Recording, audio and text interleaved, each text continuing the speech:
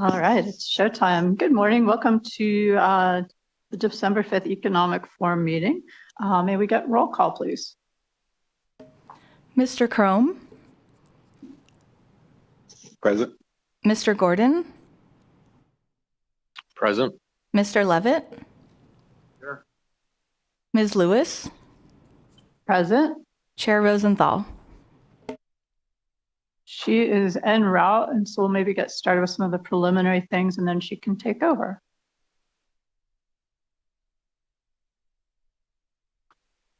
We do have some opening remarks. I'd like to welcome members of the presenters, staff, and any members of the public to our December 5th meeting of the Economic Forum. I would also like to thank LCB's AVH staff for all their assistance prior to the meeting and for this morning. I realize it is a lot of work and appreciate everyone from AVH working with staff to make it possible for us to hold the meeting. Before we get started today, it is important to point out that the forum will not be considering or approving any revised revenue forecasts at this meeting, as that is not the intent of the meetings in December of the odd-numbered years. We will have staff present the actions during the 2025 session that impacted general fund revenue sources, along with the estimated revenue impact on forecasts approved at our May 1st meeting. Additionally, we will have a presentation on how the actual collections for fiscal year 2025 compared to the forum forecasts for this fiscal year, as well as the detailed forecast accuracy report that has been updated to reflect the results for fiscal year 2025 and for the 2023-2025 biennium. Finally, there will be presentations by staff on the informational items that have generally been presented at these meetings in December of the odd-numbered year, as well as some information on changes approved by legislature during the 2025 session relating to the Economic Forum. However, before getting to these items, we have a presentation on the updated state employment outlook since the May meeting from the Research and Analysis Bureau of the Department of Employment, Training, and Rehabilitation. Also, Christopher Wright, the state demographer, will provide us information on the state population outlook as it has been done at the prior meetings. With that, I would like to ask whether any of the other members have opening remarks that they would like to make. If not, then I would like to proceed with any public comment under agenda item number 3, first here in Las Vegas and then in Carson City and finally over the telephone. As been done at prior meetings, I will ask Mr. Nakamoto's staff to the forum to assist me in conducting today's agenda.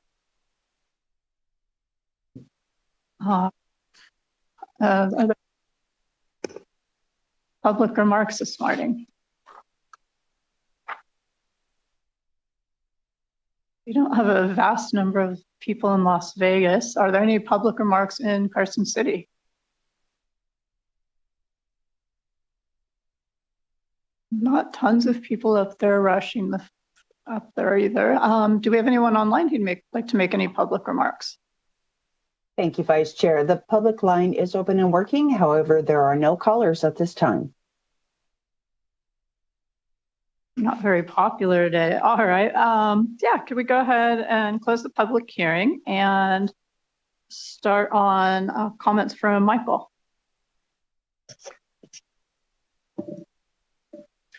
Thank you, Madam Vice Chair.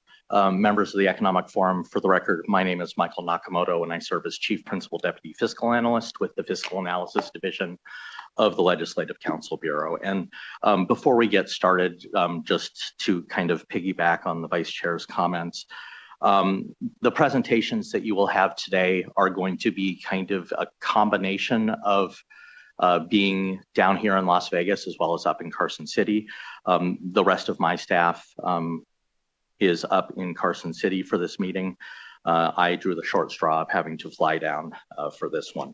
As well, Mr. Schmidt from the Department of Employment, Training, and Rehabilitation, and Mr. Wright, the state demographer, are both up in Carson City as well. And then once we get to the remainder of the agenda items, these are all staff presentations that will alternate between Las Vegas and Carson City. Madam Vice Chair and members of the forum, this is also the point where I just wanted to let you know about some staff changes that we've had at the Fiscal Analysis Division. Christian Tower, who had been part of our team for a few sessions, when he joined the tax team in fiscal, we took him from the budget or program side of our office. After the 2025 session, he decided to pursue opportunities on that side of the office again, and has gotten a promotion as part of that. And so I thank him for all of the work he did for us and for this body.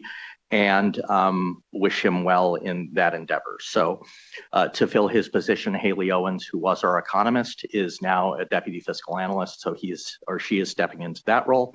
And then recently we hired Christine Jones, who's coming to us from the Washington Medicaid office. It is her 4th day, so we're taking it easy on her. She will not be doing any presentations today. She is up in Carson City, though, watching, observing, and learning. But I just want to let you all know about those changes and also to welcome Ms. Jones to our team and to fiscal. So with that, Madam Vice Chair, I think this is the point where you can move on to agenda item 4, which is the approval of the May 1st minutes. Thank you. Awesome. Yeah, I don't know. Has everyone had a chance to review the May 1st minutes? Yeah, I would review and make a motion for approval. Excellent. There's a motion on the floor. Everyone? Second. All right. All in favor? Aye. Aye. All right. And next up, we've got a presentation on the state employment outlook from David Schmidt, we think. There he is.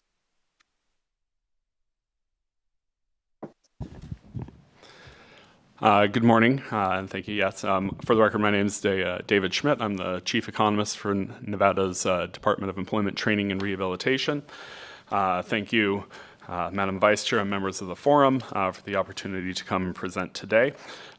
Things have been a little bit interesting in the employment and unemployment world, as I'm sure many people are aware. With the recent federal shutdown, there was a delay in the publication of our typical employment and unemployment statistics because these all come from the U.S. Bureau of Labor Statistics, but we were able just yesterday to release data for September.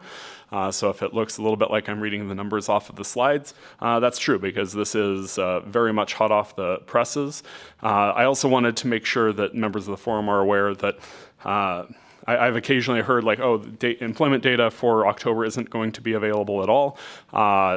Just want to make sure that you know that is actually not the case. There will be data for October, but because of the federal shutdown and the compressed time for publishing this data, the Bureau of Labor Statistics is basically rolling the October jobs numbers into their release for November jobs data, which will be coming out later this month. And so they are still in the process of getting caught up, but will be closer to a normal processing time by the end of this year. That being said, taking a look at what we have for September in Nevada, our jobs data is pretty flat.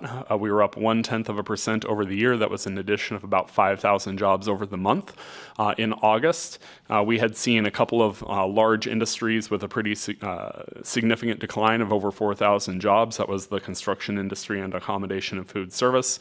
This month's report reversed some of those trends. Our unemployment rate is steady at 5.3%. It's been in a very narrow range for much of the last year. Our participation rate also steady at 62.7%, also very steady over the last year. Hourly wages up a little bit under 6%, also close to the range that they've been the last year. So as you look at the range for 2025 as well as our current data, you will see that there hasn't been a lot of change. We've been in a very steady place for much of the year, and you'll see that as I go through the presentations. For context, that 0.1% growth, this data is for August because we have not seen a release of data for all states yet.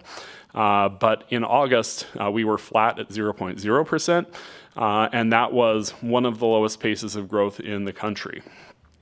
For the nation as a whole, most states are somewhere between about 0.5% and 1.5% growth. So we're a little bit below that trend.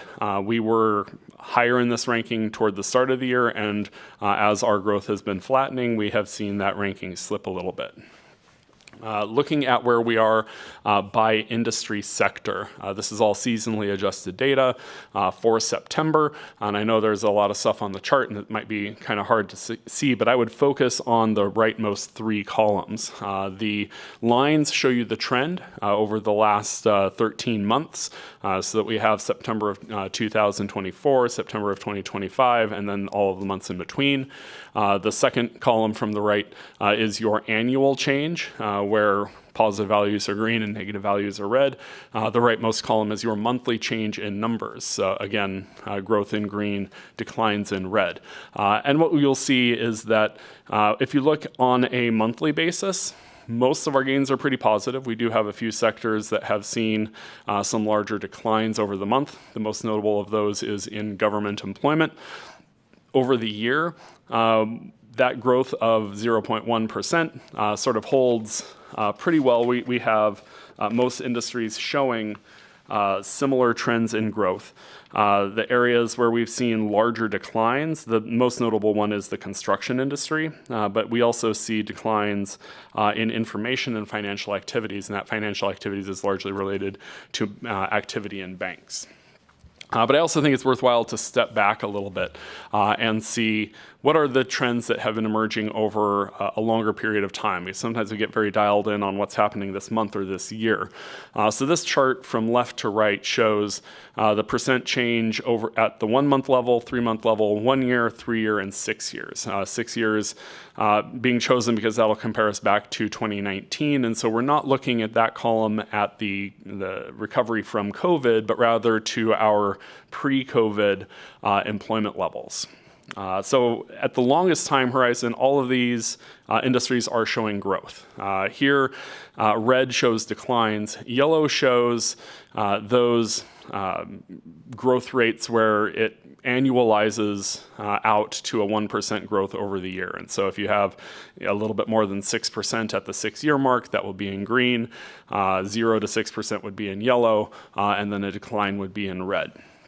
And at the 6-year horizon, we've seen growth across all of our industries. But over the last 3 years, some of the industries are seeing weaker trends, particularly retail trade, wholesale trade, and more recently the construction industry have seen some declines over this period. And it's not just a flash in the pan, it's not just here's what's happening right now, but we have seen some slowdowns in these industries. On the flip side, your private educational services, your healthcare have been some of the strongest performers. Also mining, up near the top of the chart here, have been showing steady demand. Professional services is one that is also growing currently, though the rate is a little bit slower. It's managed to keep it in that better than 1% trend. And I chose 1% because as we hear later about the trends in population growth, one of my sort of working models is that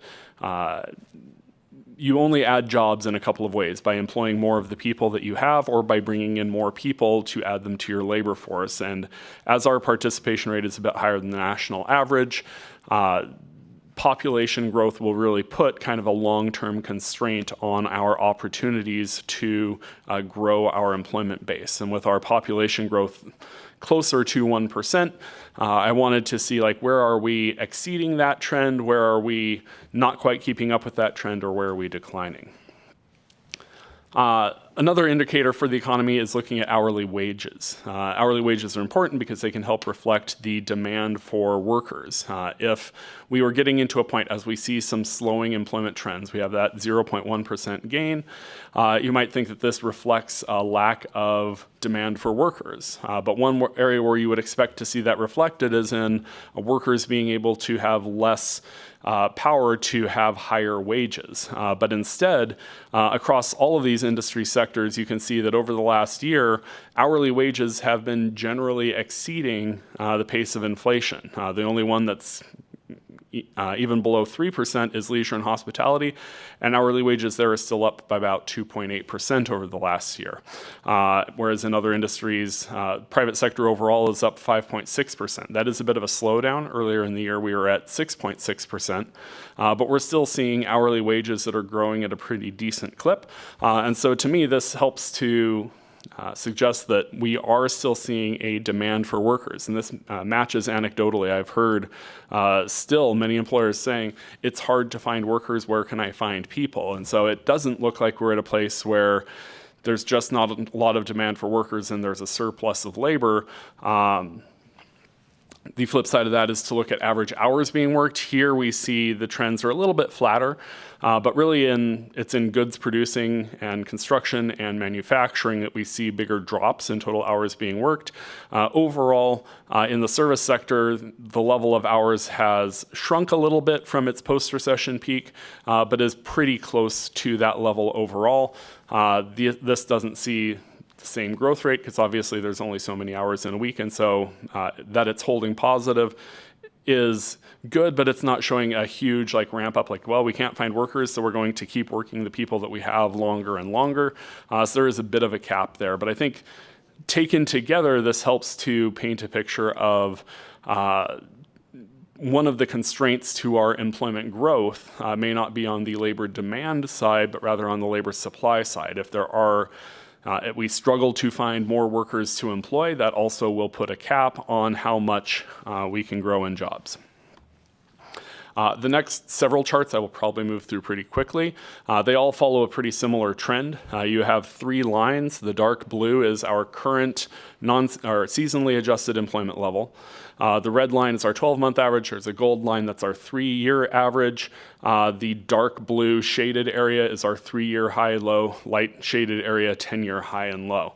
But what I'd really like to point out is sort of the long-term cyclical movement of these industries. The first chart here is your total non-farm jobs number, and you can see the growth that we had before COVID. You can see the drop and recovery that we had during COVID, and then we've had that growth post-COVID, but really over the last year and a half or so, that trend has been slowing down and is now moving roughly sideways.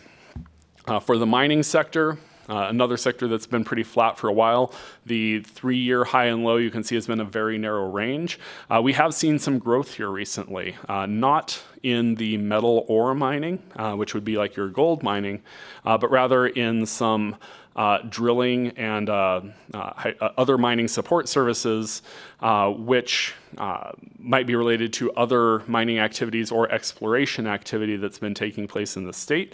So I think that's a positive sign that I hope to see continuing to grow as we continue to explore mining different types of materials like lithium in the state.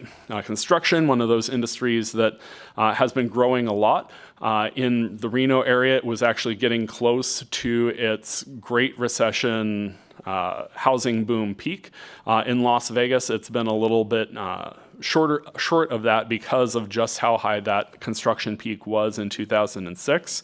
But again, here, as we've seen mortgage rates going up and housing prices being very high, some of the demand there for housing has been softening, and you can see that showing up in the construction data, where especially in recent months, there has been a noticeable slowdown taking place in the construction industry. Manufacturing, another industry that saw a lot of growth, both with the opening of the Gigafactory at the Trick Center, the growth that we had post-COVID. Over the last 3 years or so, again, that number has moved much flatter. If you look at that dark shaded area, the 3-year high and low, by the far right side of that graph, it's moving in a very narrow little band. And so it's not falling, but it's not really growing or expanding much either. It's kind of been at a pause for the last couple of years. Wholesale trade, wholesale and retail trade being two of the areas where we've seen some weakening in the long-term employment outlook. You can see here peaked a couple of years ago, also kind of turning down in recent months, took a sharper turn down toward the start of the year. And so we saw a bigger drop that has yet to be recovered in the wholesale trade industry so far this year. Retail trade also on kind of a longer term slide. If you look at this on a non-seasonally adjusted basis, you would see that our highs and lows are hitting about the same points, but the highs that we get during the holiday hiring season are a little bit softer. The lows that we hit during the middle of the year are a little bit lower. And so it's not a single observation up or down, but kind of that longer term slide that you see reflected here in this chart. Not a dramatic decline, but I think as we're seeing some of the shift to online activity, you see some of that loss in retail activity. Anecdotally, I know I've been reading stories that say that seasonal hiring is not quite as strong heading into this holiday season as it has been in the past because of some of the changes in how we approach retail jobs both here and nationally. Transportation warehousing, industry that saw a lot of acceleration as we saw some of that shift to online activity, had a bit of a drop right at the start of this year. It has recovered from that drop to about the trend that it was on in 2024, which is it's kind of found a peak and is settling in with again, a little bit of a decline there. That's a common theme across a lot of industries. Financial activities, the banking industry has seen a decline. If you drill down into the credit intermediation services, which includes depository institutions, there has been a softening here in jobs as well, as we're seeing slowdown in the housing market, mortgage lending activity, that's reflected in employment here. Professional business services has been moving pretty flat. Our report for September saw a pretty big gain here. We were up a few thousand jobs in this industry. That puts us near the peak of where we were about a year ago. Largely moving pretty flat, not seeing that drop off in employment, but also not seeing significant gains. The biggest thing that's helping to support job growth is healthcare. This is healthcare and educational services, but the educational services piece of this industry is only private education. So school districts, universities, all of that is counted as government in the current employment statistics. So this is very much dominated by the healthcare industry. And you can see going back to 1990, a very strong growth trend, very predictable, a lovely series to try to forecast. But we are seeing a lot of growth here. This is an industry that has been highlighted in some other work. UNLV's Center for Business and Economic Research did a survey last year around this time and found that, on the one hand, we expect and see healthcare as one of our fastest growing and most stable growing occupations, but the share of unemployed workers who are looking to get into jobs in the healthcare industry was not as strong as the growth that we're expecting there. And so this is one of the things that we look at to see how can we help to bridge this gap between the opportunities in the healthcare industry and the awareness of those opportunities in the workforce. Leisure and hospitality, an industry that we just within this last year did hit new all-time highs in the Las Vegas area for accommodation and food service. Leisure and hospitality has recovered from what we saw during COVID. It's not much above that, but given the magnitude of the decline, you can see here that at the worst point in COVID in April, May of 2020, we were actually below our 1990 employment levels in this series. Saw a very rapid rebound once the shutdown of non-essential businesses was lifted. Casino employment is still down by about 15 to 20,000 jobs, but where we've seen a lot of this growth has been on the food service side, as well as in arts, entertainment, and recreation. So your shows, your theaters, all of the broader entertainment options. That's been a sector that's seen a lot of very rapid growth. Food services is one of those industries that in September was helping to push our job numbers up. In the Las Vegas area, it was up about 3,000 jobs on a non-seasonally adjusted basis. Finally, government jobs is one that is kind of flat here. And you might be thinking, I'm kind of surprised that government jobs are flat given what we've seen happening at the federal level. And that's because the activity at the federal level and some activity at the state level are kind of balancing out a little bit, especially in the short term. If you focus on just federal government employment, you can see over the course of 2025 here at the right end of the graph, there has been a decline. But I think it's also worth highlighting that even though we've seen some of that decline in federal jobs, it's not even going back to where we were 3 years ago or 5 years ago. So we've seen some pullback, but not a lot. And I think part of that is the makeup of federal jobs in Nevada. Here you have on the left all of the different counties in Nevada and sort of classifying them by different groups. So in red, these are counties that have a higher share of federal employment than the national average. Take all federal jobs, divide it out by total jobs in the country. Counties with a higher share than that are colored in red. In blue, we're lower than the average, but higher than the median. And so we're in the top half of counties if you sort them in terms of federal jobs. The national average for federal employment is about 1.7%. The national median is closer to 1%. And then in grade, at the bottom, we have lower concentrations even than the national median. And the counties that we have the highest exposure to federal jobs are really tightly associated with the counties that have military activity. So Mineral County, you have the Hawthorne Army Depot. Churchill County, you have Naval Air Station Fallon. Even Washoe and Clark County, you have some of that presence showing up, pushing those jobs up. But because we don't have as high a concentration of like the federal administrative workforce here, it's more very specific and targeted types of employment, we were relatively less exposed. And so the chart on the right here shows the share of claims that we saw each week compared to the experience of other states. That gray ribbon is the middle 30 states. And you can see in October, that middle 30 states saw 10 to 12 times their normal level of unemployment claims from federal workers compared to the fourth quarter of 2024. We also saw an increase in Nevada, but it was not nearly as dramatic. We were one of the least impacted states by the federal shutdown, I think, because of what that mix of federal workers looks like in Nevada.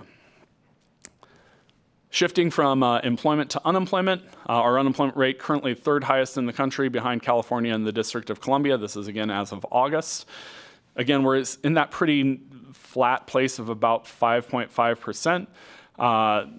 We've been there for a while, but I think it's also helpful to look at what the mix of unemployment and labor force participation is. So on this chart, a state's unemployment rate is on the horizontal axis, its labor force participation is on the vertical axis, and I think it helps to think about that mix, because if you are, say, in the bottom left quadrant here, you might have a very low unemployment rate of less than 3%. But if your labor force participation rate is also low, that presents a challenge, because you might have a low level of unemployment, but you also have a relatively smaller share of your population working or looking for work. And so if you are an employer looking to expand, the challenge is going to be, how do we engage enough workers to try to come here and show up? Like, there's a larger population, but a smaller share of them are looking for work. If you are in the top left, hey, you have a very low unemployment rate, you even have a high participation rate.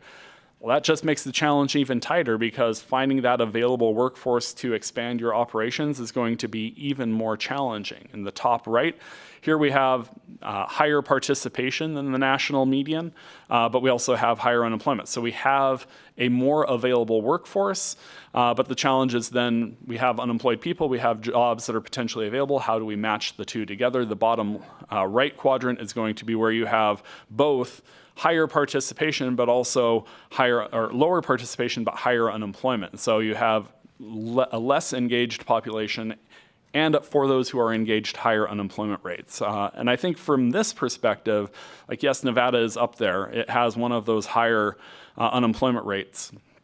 But our participation rate is also above average, which gives us a more available population. And as we look at the people who are unemployed, we're still at a point where most of our unemployed population is unemployed for reasons other than job loss. They are new entrants to the labor market, they're re-entrants to the labor market, or they left their previous job voluntarily. They're not people who lost or were involuntarily separated from their last job. And this matters because in this chart, you can see the balance of those two measures over time, and you can very clearly see the Great Recession is that dark blue sort of loop at the top. COVID is that green loop at the bottom.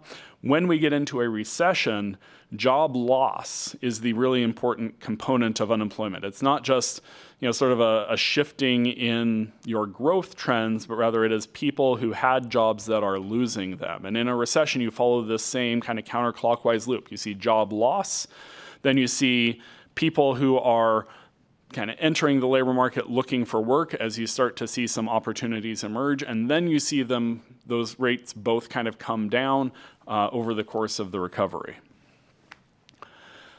In another way of looking at the unemployment that we have is looking at the demographics of unemployment. Here we have 3 of the 4 sort of educational breakouts that are available to us through the current population survey. And this is a 12-month average, and so I only present September data for previous years. But you can see we have a little bit of a diverging experience over the last year. For people who have a high school degree, unemployment is up by 1.1 percentage points. For people with some college, an associate's degree, a bachelor's degree or more, the unemployment rate is down. And for both of those some college or more groups, the rates of unemployment that we have are near the lowest that we've seen over the last decade. For people with a high school degree only, this is one of the highest rates that we've seen outside of specific recessionary periods. 2016 is the only period where we are kind of comparably high, except following COVID or in the immediate aftermath of the housing recession. And so we have this sort of dichotomy emerging where individuals who have a college degree still have much lower rates of unemployment, 2.4% for bachelor's degree or higher. But there is maybe a little bit more weakness emerging for people who only have a high school degree. I omitted from this chart people with less than a high school degree, mostly because the sample size there is much smaller and it's a very volatile number, and so I didn't want to present confusion or focus on that when it will jump up or down by 5 or more percentage points from year to year. Final table that I have here is the duration of unemployment. How long people are looking for work is also something that matters a lot. And, earlier in the year, we had higher growth in the people who have been unemployed for 27 weeks or longer. This is roughly 6 months or more.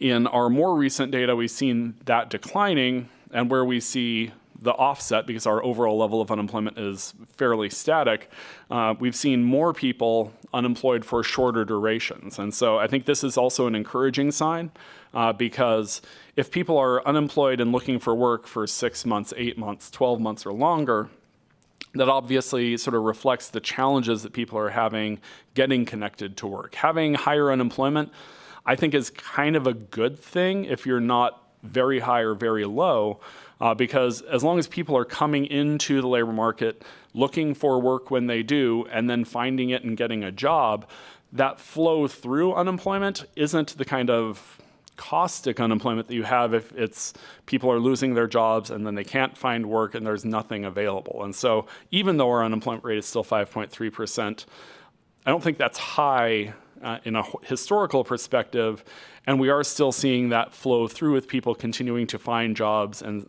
decline in that longer term unemployment. You can see here the largest 2 categories, under 5 weeks and 5 to 14 weeks, represent a little bit better than 50,000 of the 85,000 or so people that we have unemployed. And so in summary, sort of turning back to where are we with jobs, because that was the primary outlook here. Construction and leisure and hospitality both saw big drops in employment in August. I think it's good in September. Both of those saw some rebounds. Accommodation and food services recovered more than all of the jobs that it lost in August. And so our previous observation, those one-month fluctuations can come in. Construction did see a bounce back, though it wasn't as strong. It was about 1,000 of the 4,000 jobs that were lost. I do think there is some emerging shifts in terms of trade and construction industry over the longer term, where both wholesale trade, retail trade, transportation, warehousing, construction, that sector is growing a lot slower or shedding jobs. Healthcare continues to be a star that's really helping to support our growth over the last 3 years, up 12.6%. And finally, I think it's helpful to bring in that hourly wage perspective, because knowing if this is a demand issue or a supply issue can help to, I think, determine what might be coming next for the economy. If we are seeing challenges for labor supply, then knowing where we're going with our population growth will give us sort of the best sense of how fast can we continue to add jobs in the state. And with that, I don't have any more slides for you, but I'm happy to answer any questions you might have.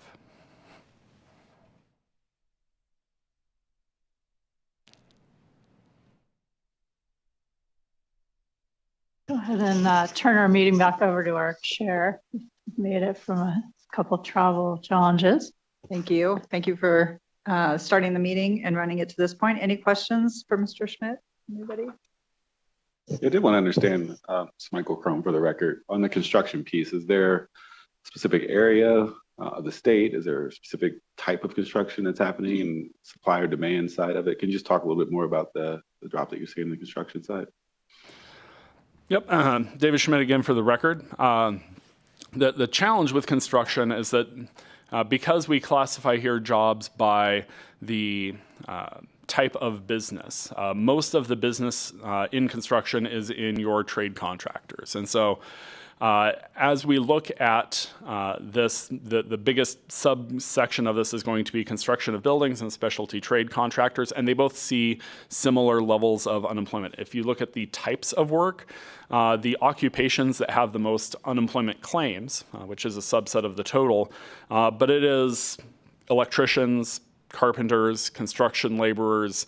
There's a lot of sort of building, finishing contractors, and so it looks more like the sorts of construction work that you have in the residential housing side. Could also be on the commercial side, but I think the slowdown in the housing market, and so a slowdown in the pace of building activity there, is probably the leading contributor here, though I will say it is a little bit difficult to tease that out, and there's a bit of guesswork in that statement. Great, thank you.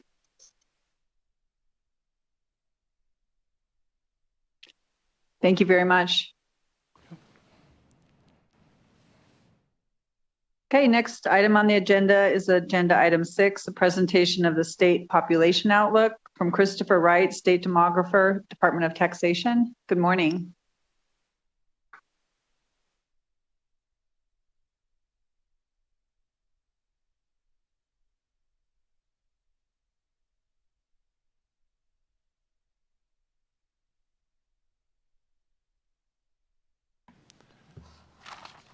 Good morning, Madam Chair and members of the Economic Forum. For the record, Christopher Wright, State Demographer. I'm here to talk about the state population outlook as of December 2025. Today, I'll talk about demographic characteristics and the most recent population projections. And I'll start first with the national birth trends. If you look at this graph here, you'll see that nationally, births have leveled off after years of decline, but fertility continues to fall. So that means growth in most states, including Nevada, is now driven more by migration than by natural increase. The 2024 data show a small rebound, but not enough to signal a broader shift. If you look at teen births, rates went down again in 2024, and they're now at their lowest levels we've seen in the U.S. Both younger teens and older teens saw declines about 3 to 4% from last year.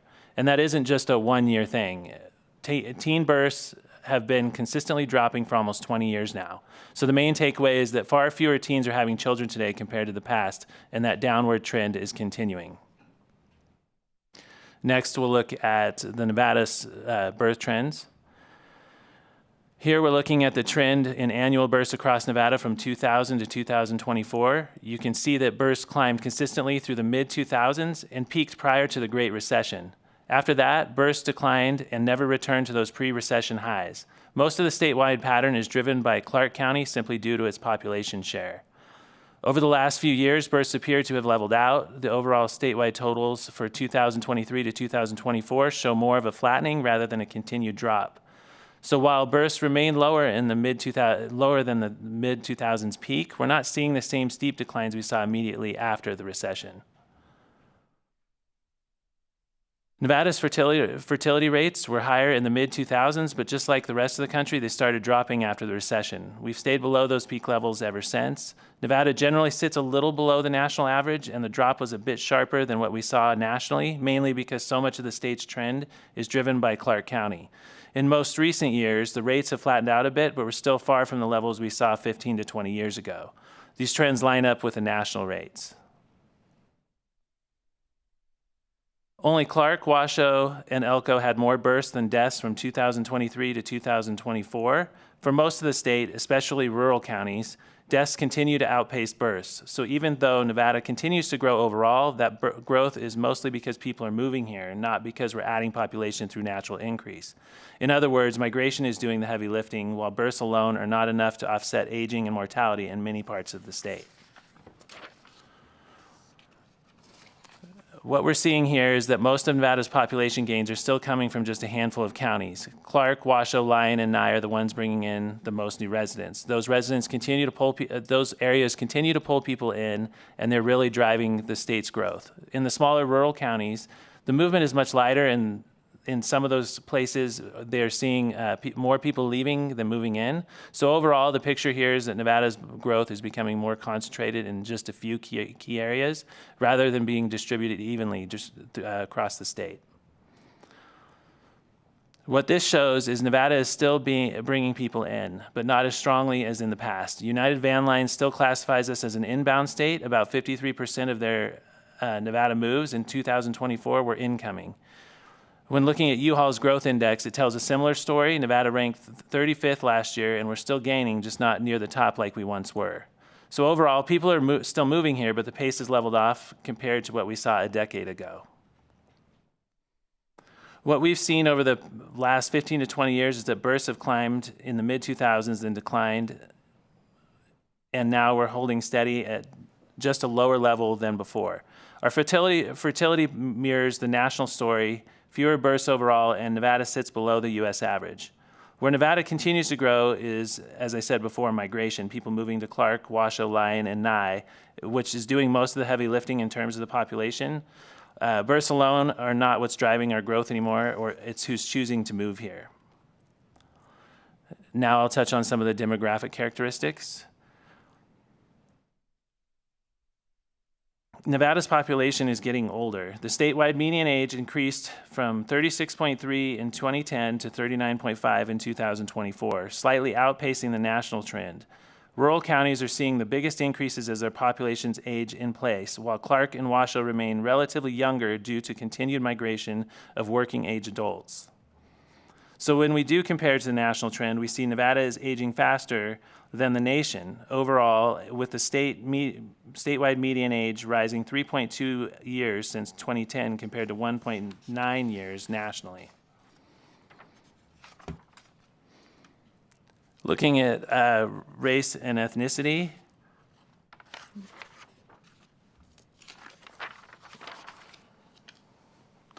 you can see as Nevada continues to grow, it's also becoming more diverse. Strong increases among multiracial Asian and Black populations, combined with slower growth in the white population alone, are changing the state's demographic makeup. Now I'll touch on the 2025 population projections. The 2025 population projections are 20-year population projections based on the REMI econometric model. It's been used by the state demographer for 20 plus years. I used the latest version 3.30, which was released in June of 2025. The model contains updated sector employment through quarter 2 2024 and included sector employment forecasts from GOED. So this graph shows we expect Nevada's population to keep growing, but the pace will slow down over time. The state is projected to reach about 3.7 million people by 2044. Most of the growth will continue to be in Clark County, with steady increases in Washoe as well. Out in the rural counties, populations are mostly holding steady or only growing a little bit, and a few areas may even decline slightly in the long run. So overall, Nevada is still adding people, just not at the pace we did before, and the growth remains concentrated in the urban areas. Looking at this, the 20-year population projections growth rate, this shows the pace of the growth slowing over time. Right now, we're growing a little over 1%, but by the 2030s, we'll be closer to 0.5%. So Nevada will still be growing, as I said before, just a little more gradually than in the past. Some things to think about with these projections. The housing availability is a factor. Employee commuting patterns change. Changes in international migration policy will affect this. Fluctuating domestic migration patterns and global conflict, resource limitations, and economic volatility. That's all the slides I have to share. I'm happy to take any questions. Thank you. Any questions? Actually, I had a question on the migration slide. It shows that we're getting significantly more people moving to, say, Clark County that are international immigrants and people moving from other states. Is that correct? Yeah, the data for Madam Chair, Chris Wright, for the record, from the source I used, it was the U.S. Census Bureau Population Division, and yes, that's correct. 27,701 versus 12,225 domestic. So it seems like that could be a little bit, that could change this with different immigration policies that we'll probably see different numbers in the future, I guess. It's just an interesting statistic, I thought. Yeah, if I could follow, this is Linda Rosenthal for the record, if I could follow on with that same thought line. So do you have a sense of like where internationally, like where are people coming from? Is there one or two locations that are fleeing to Nevada, or is it pretty broad based? Madam Chair, Chris Wright, for the record, I don't have that information. It's pretty broad. It's just mostly is either international or domestic. Thank you. Understood. Mr. Gordon? Thank you, Madam Chair. Brian Gordon for the record. Thank you, Mr. Wright, for the presentation. It was well done. I think just one other comment related to all of that is we have this relatively, stable, strong, positive overall population in migration. I think at the same time, we probably have a lot of folks that are continuing to remain in the state of Nevada, where a lot of people are locked into higher mortgage interest rates, less likely to move. So there's a little bit less mobility. So my sense is that a lot of folks are sort of staying put. So maybe less out migration. So on the whole, we're trending in a relatively positive position. Is that sort of what you see on your end as well? Chris Wright, for the record, yes, that's correct. Okay, thank you. I just want to make sure I was thinking about the same one. Go ahead, Mr. Crum. Michael Crone for the record. Just going back to slides, I guess 20 and 21, where you're talking about the 20-year population projections. And you talk about the risk for consideration. So when you're building this model for the 20-year kind of outlook, what are the strongest drivers, I guess, to this? You're right, it's going to still be increasing, but it's slowing down. Is it just a larger base, or some of these risk of, I guess, a stronger influence on your 20-year projection than the others? Chris Wright, for the record. So these risks for consideration I included only because since these are population projections, it's just saying that, anything can change over time. Projections next year may change based on anything, as far as changes in international migration policy, commuting patterns, housing availability, all of that figures into this model. So when I included this slide, I just wanted to put the disclaimer out there that this isn't set in stone, so to speak. So there's not just one factor that's driving this decline from the 1.3% that we see today to the 0.4% going forward. For the record, Chris Wright, yeah, you are correct. Yeah, there's many different factors that come into play. Okay, thanks. Linda Rosenthal for the record. I guess I would just thinking what this means to us as forecasters. So growth, but at a slower pace, and then the aging component as well. Just as we look at maybe historical trends and try to use that to forecast the future, maybe things are changing. I mean, maybe that means less sales tax, less property transfer tax, like all of it that we look at. So much of it is grounded in the people and what people do in their actions, right? Where they spend their money and the tax that comes associated with that. So it'll be interesting to see what kind of impact, if any, that kind of decline in the growth rate has on the state revenue in the future. Anything else, Mr. Levitt? Of those that are moving into the state, do you have a feel for how much of this relates to people that have, say, or come in looking for work, or people that have retired and decide they want to move to Nevada? Do we have a feel for that? Chris Wright, for the record, I could I could guess on that. I know that specific counties that I've looked at, let's say Douglas County, that's one that grows due to people more retirement age moving there, and that Clark County would be people looking for jobs, work, those things, younger crowd, as I showed in the median age map, where they had the Clark County with the younger age. So, I mean, as far as that goes, it would just have to be an assumption on my part based on the data that I've reviewed. But yeah, that's all I have to say. I can say on that. Would we be seeing a change in that proportion over the last several years? In other words, do we have more people coming as a result of retirement, which they can move here regardless of what's happening to the general economy, but where people looking for jobs are going to come if the economy is good? I just wonder if the mix of that is changing.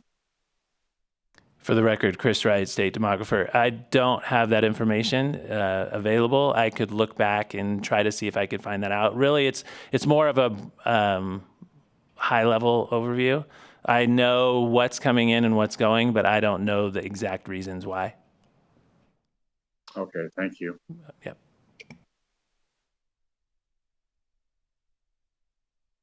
I think that's it in terms of questions. Thank you very much for your presentation. Thank you. Next, we'll go to agenda item 7, which is a presentation on personal income and wages in relation to population, employment, and inflation on a national level and in the state of Nevada. Is this Mr. Nakamoto? It is not, Madam Chair. This is Michael Nakamoto for the record. This is the point where I'm just going to let you know that the rest of the agenda is staff presentations, and they're going to alternate between Carson City and Las Vegas, and it will be Ms. Powers who is setting up now to do this presentation. Thank you. Great, thank you.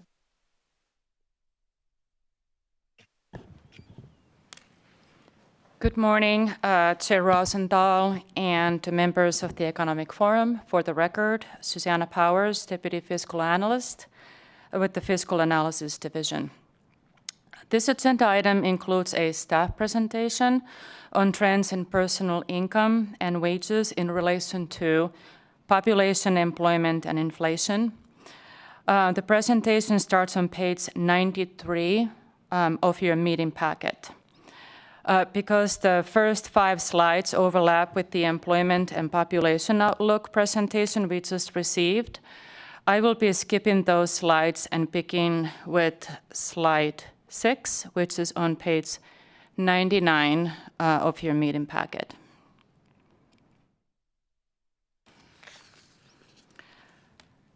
Slide 6 covers inflation data, and before we shift to personal income and wage figures, it's important to review these inflation trends as they shape our understanding of real income and purchasing power.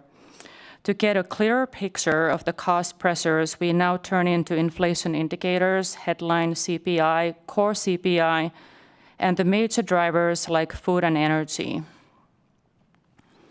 Headline inflation in the U.S. has recently ticked up. In the third quarter of this year, the year-over-year increase rose to 2.9%, reflecting renewed upward pressure on overall consumer prices.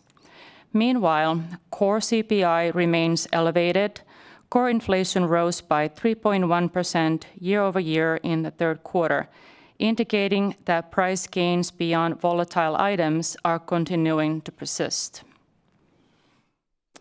Energy CPI increased by 0.6% year-over-year in the third quarter, indicating a modest uptick after a period of significant volatility. This mild rise suggests that energy prices have stabilized relative to prior swings, contributing only a small amount to overall inflation pressures. On the food front, prices continued climbing in the third quarter. Food costs remain up 3.1% year-over-year.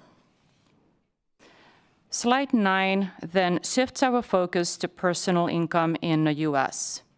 Recent trends indicate that wages and salaries have remained stable, while transfer payments have increased due to higher government benefit spending. Meanwhile, dividends, interest, and rental income have declined modestly. The following slide illustrates each component's share of Nevada's total personal income, which reflects a comparable level of stability to the national trend. Wage and salary income has held steady even as the pace of employment growth has softened and job creation remains modest. Dividends, interest, rent, and other non-labor income sources have provided softer contributions.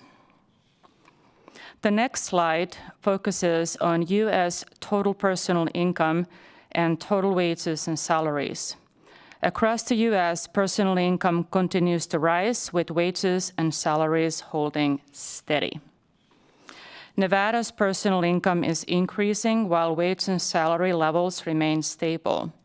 This stability persists despite a noticeable softening in employment growth and a more subdued pace of job creation, indicating that income gains are stemming more from existing employment rather than strong labor market expansion.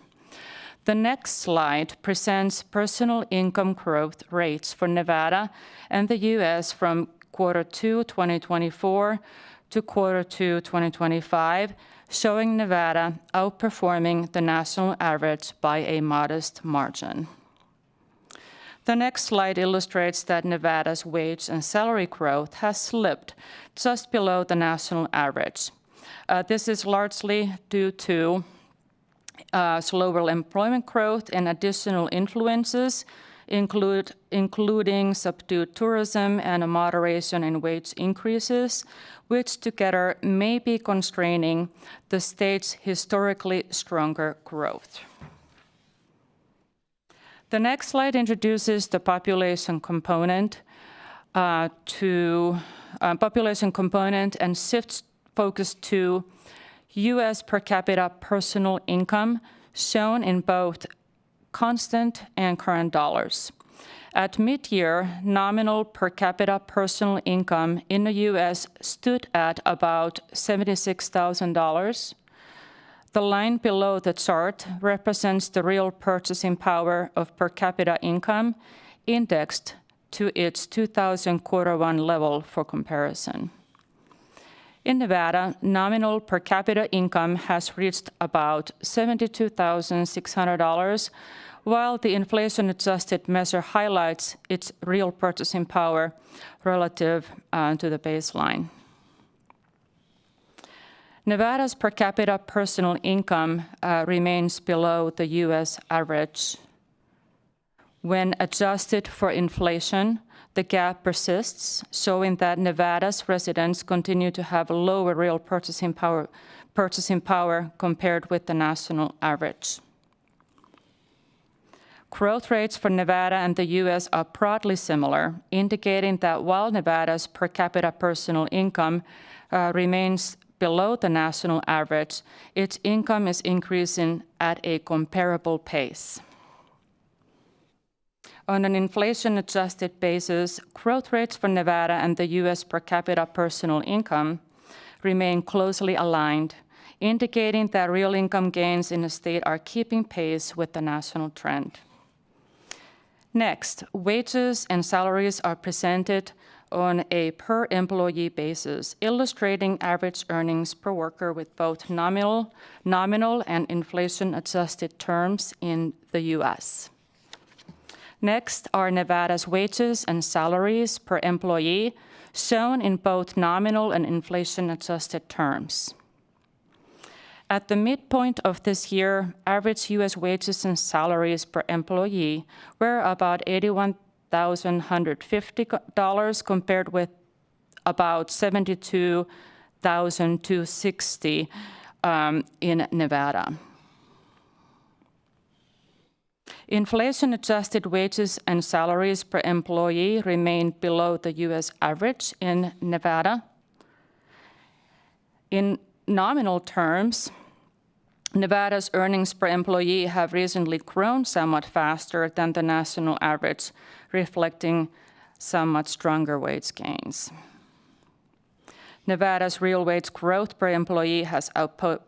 outpaced the U.S. average by a small margin. Building on income trends, the next slide examines median household income.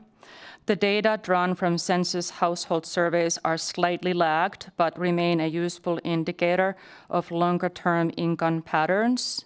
In 2024, the U.S. median household income was about $83,700, while Nevada's was about $80,600.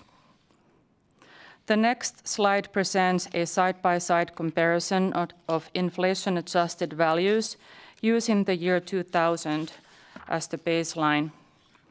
The next two slides, I'm just going to highlight quickly. So the next two slides, this and the next one, show that Nevada's median household income growth did decline in 2024 in both nominal and inflation-adjusted terms, in contrast to positive growth nationwide.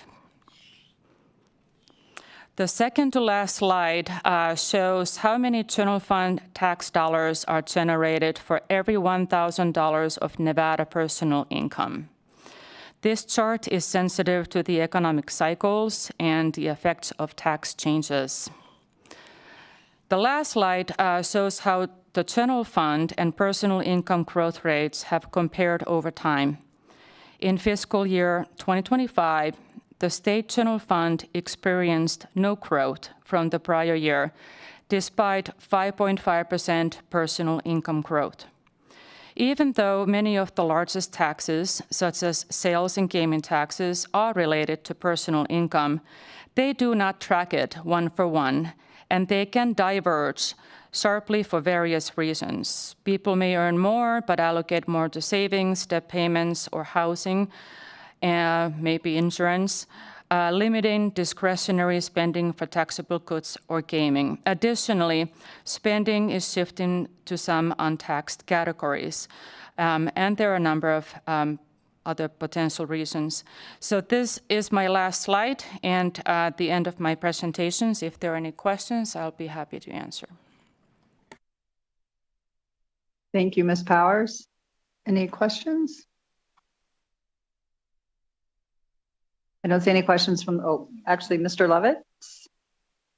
When we look at the economy and the purchases, do we see any trend that would indicate that people are buying more items, say in the nature of services, as opposed to hard goods, which are subject to the 2% sales tax?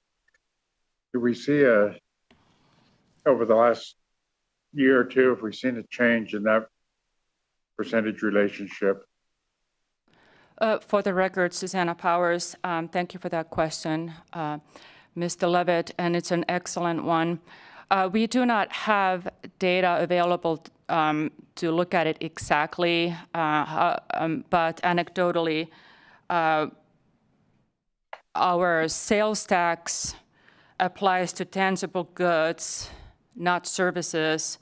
So while the households might be spending more money on rent, healthcare, items such that are not subject to taxation in Nevada, so that can influence, for example, sales tax collections that are subject to tangible goods, whereas not services, for example, on healthcare or things of that nature. And Madam Chair, if I can piggyback on Ms. Powers' answer, this is Michael Nakamoto for the record.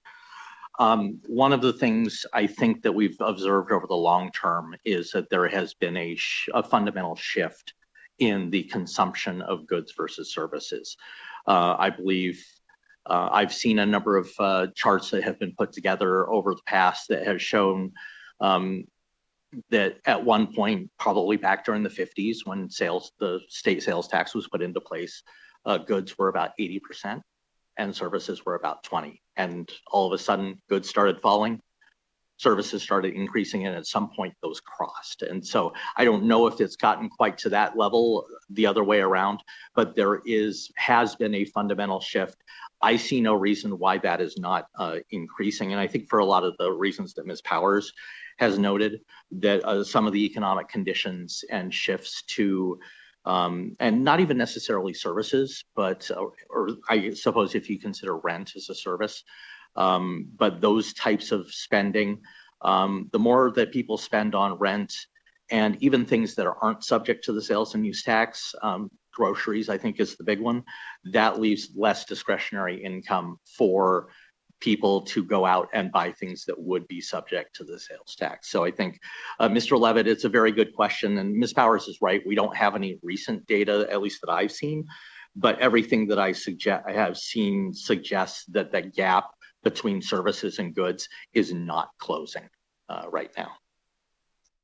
And of course, the implications of that are since sales tax is our largest component of the general fund of the state, of course, that has implications there as we look at the future. Thanks.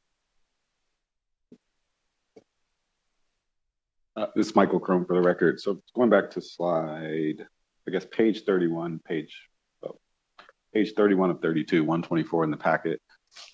So trying to understand this chart a little bit more. So this is Nevada general fund revenue per $1,000 of Nevada personal income. So is this totally driven by that shift that you're talking about in the type of services that are taxed, or is some of this tied to unemployment? Maybe I'm just not reading the chart correctly, but that sharp decline that we're seeing is some of that because of the rising unemployment rates? Sorry, that's not the slide you have up. It says page 31 of 32 in my deck. For the record, for the record, Susanna Powers, I'm not sure if Mr. Nakamoto was going to chime in or if I should answer the question.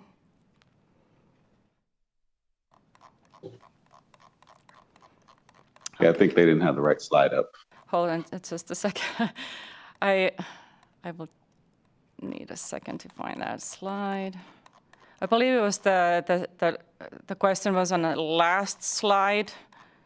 It's the second to the last slide. The second to the actually, last. yeah. Okay, gotcha. All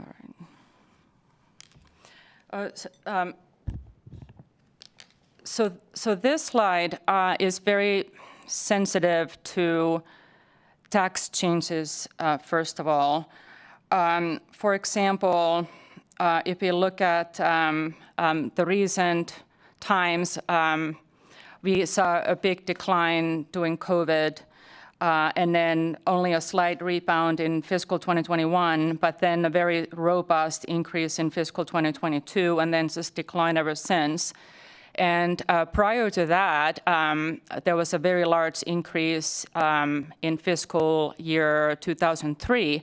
So one interesting thing about this chart is that even though there was a lot of federal stimulus circulating in the economy and definitely aided the collections in fiscal 2022, it was nowhere near the magnitude of what we saw back in the early 2000s, specifically the year 2003.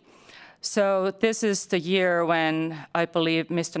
Nakamoto can correct me if I'm wrong, but this is the year when modified business tax was implemented. So looking at this chart, we have to also keep in mind that changes happen due to tax changes. And the two variables here do not track closely to one another, and that's more relevant in the last slide when you look at the different growth rates. At times when this line is moving up, it's just an indication that the general fund is growing faster than personal income. And when the blue line is moving down, that's when the personal income is rising faster than the general income. And lastly, this line is also very sensitive to economic cycles. So typically during the economic downturns or slowdowns or any type of maybe stagnation, you tend to see the blue line move or decline in general. So I hope that answers to your question. And I'll take a moment to add to Ms. Powers' question and provide clarification since she might have opened the door for me to do that. This is Michael Nakamoto for the record. Mr. Chrome, Ms. Powers is correct. When you look at slide 31 and you see those sudden jumps, especially FY 2003 to FY 2004, that was the creation of the modified business tax as well as the non-gaming live entertainment tax. Then you saw it suddenly fall in 2009, but it came back up in FY 2010 because of a number of the measures that the legislature took during the Great Recession to get some revenue in to the state general fund. And then the same thing happened between FY 2015 and 2016. That was the commerce tax and a temporary increase to the MBT rates that occurred then. And then from FY 21 to 22, that wasn't necessarily so much any tax changes as it was we got a lot of money into the state general fund as part of the pandemic. But if Ms. Powers turns to page 32, I think what this is going to show is there really isn't a positive correlation between personal income and the state general fund. In fact, you can see that red line above the blue line in most fiscal years. And if you went back to 31, you could probably see the downward trend in that. And I think it just goes to show that there's not really a lot of correlation between personal income and the state general fund. It's an interesting metric to look at, but we're also, I think at this point, because we don't have a personal income tax and because a lot of our revenue is on discretionary income that comes from non-residents of Nevada, that there isn't a real strong tie between the domestic spend and the state general fund. And I think those are the observations that I would make to your question, Mr. Crum. Great, no, thank you. Perfect.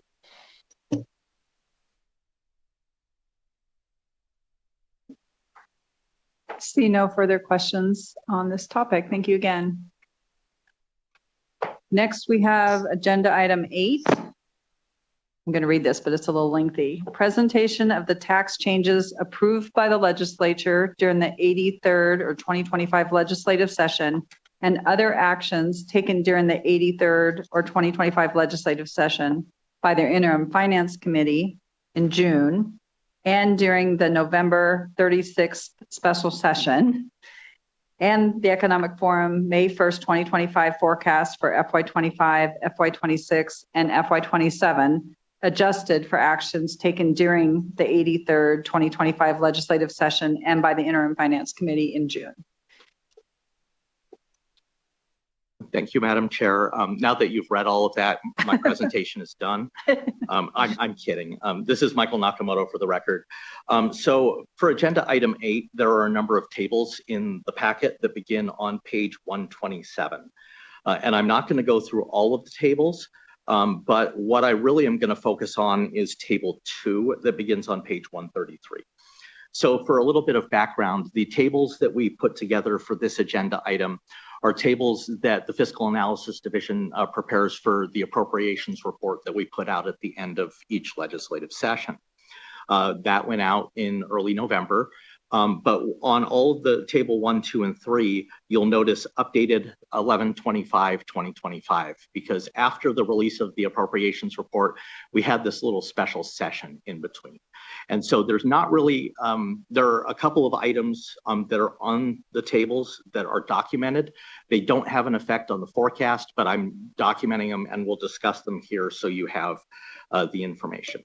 But on table 2, on page 133, which should be up on the screen here, I hope, this is table 2. And so for context, table 1 walks through the May 1st Economic Forum forecast without any legislative adjustments. And I'm not going to go through all of that because you all were here for that. But on table 2, summarizes the several changes to the forecast that Fiscal Analysis Division staff at the conclusion of the legislative session went through and made adjustments so that everything is documented and everything is as accurate as we can. So there are a couple of items noted in taxes. And there are actually two because that happened independent of legislative action. They happened for other reasons. And the first one of that category is the gaming penalties. And so all of you will remember that back at the May 1st Economic Forum meeting, we had come to you and asked for an adjustment to the Technical Advisory Committee forecast for a gaming penalty against MGM that had been levied after the TAC meeting, but before the forum meeting, in the amount of $8.5 million. And so this is kind of a similar thing, except the gaming penalty was levied by the Gaming Commission after the Economic Forum meeting. On May 15th of 2025, a $5.5 million penalty was levied against Wynn Resorts, and that was paid shortly after that fine was levied. So the revenue was accrued in FY 2025. And so as a result, staff adjusted the forecast by $5.5 million to pick it up because it would have been in the forecast had the forum known about it. The other item under taxes is legislation from the 2025 session. Assembly Bill 471 of the 2025 session created a retail tax on the sale of other tobacco products, similar to the wholesale tax, but it applies to remote retail sellers. So anybody who's online who's selling tobacco products that are not cigarettes into Nevada will pay a tax that is identical to the OTP tax. That takes effect on January 1st, 2026. And based on the information we received, it results in a net increase in the forecast of $500,000 in FY 2026 and of $1 million in FY 2027. Next, under use of money and property, there are three pieces of legislation that are going to include general fund repayments. So the Governor's Technology Office was given general fund appropriations during the 2025 session and the 36th special session.